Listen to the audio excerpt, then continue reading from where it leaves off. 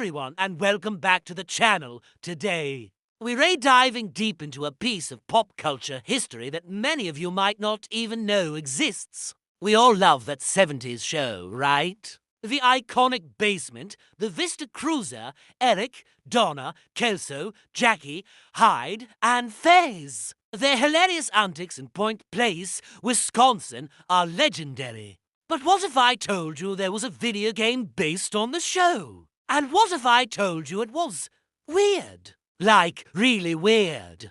I'm talking about that 70s show, the game. Now, you might be thinking, cool. I can hang out in the basement, go to the hub, maybe do some of Kelso's dumb stunts. Well, hold on to your bell-bottoms. Because the game decided to take a completely different path. Instead of playing as the characters we know and love, you create your own character.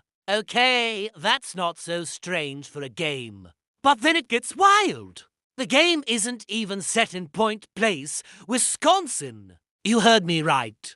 The entire game takes place in a different town, in a completely different state. You're not hanging out with Eric's family or Donna's family. You have a new game-specific family. You're not trying to win Jackie's heart or listening to Hyde's conspiracies. You have a whole new group of friends. So, you have a game called that 70s show that features almost none of the show's core elements. It's like buying a ticket to see your favorite band. But when you get there, it's a completely different group of musicians playing cover songs. So, what exactly do you do in this game? Well, that's what we're going to explore. The gameplay loop is interesting, to say the least. It's essentially a series of mini-games and fetch quests. Your main goal is to increase your cool rating. You do this by talking to people, buying the right clothes, and successfully completing tasks.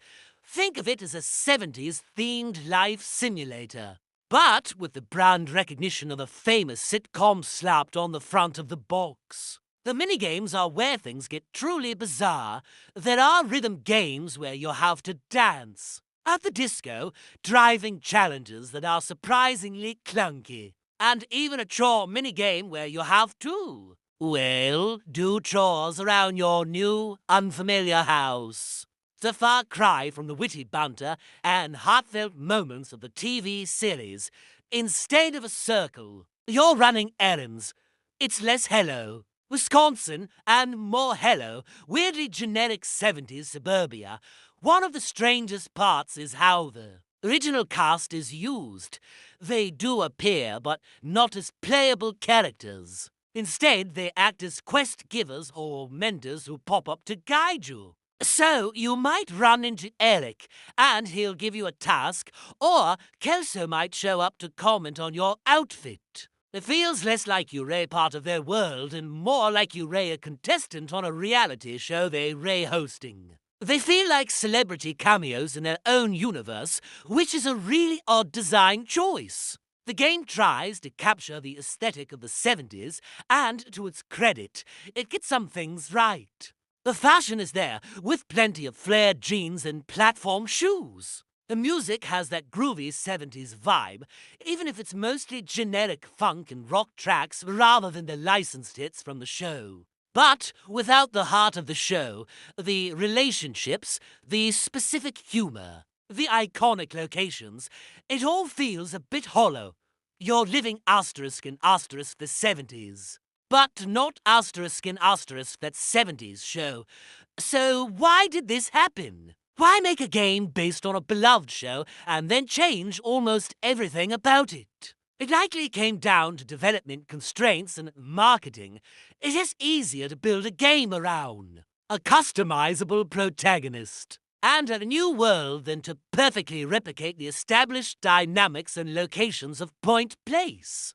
By calling it that 70s show, they could attract fans, but by making it a generic life sim, they could appeal to a broader gaming audience. It was a marketing strategy that, in hindsight, feels a little deceptive. Imagine you're a kid in the early 2000s. You love that 70s show. You save up your allowance, you buy the game, you rush home and pop it in. ready to hang out with Eric and the gang. And then this. You're in a strange town with strange people, and your favorite characters are just digital tour guides. The disappointment must have been real. It is a fascinating case study in licensed video games, and how they can sometimes miss the mark so spectacularly. It's not that the game is unplayably bad, it's just not what anyone wanted or expected. It's a bizarre footnote in the history of a great sitcom. It's that 70s show in name only. You have a different family, a different group of friends, a different town, and even a different state. It begs the question, at what point does a licensed game stop being an adaptation and start being something else entirely? This game lives right on that blurry line. So, what do you all think? Did any of you actually play this game back in the day?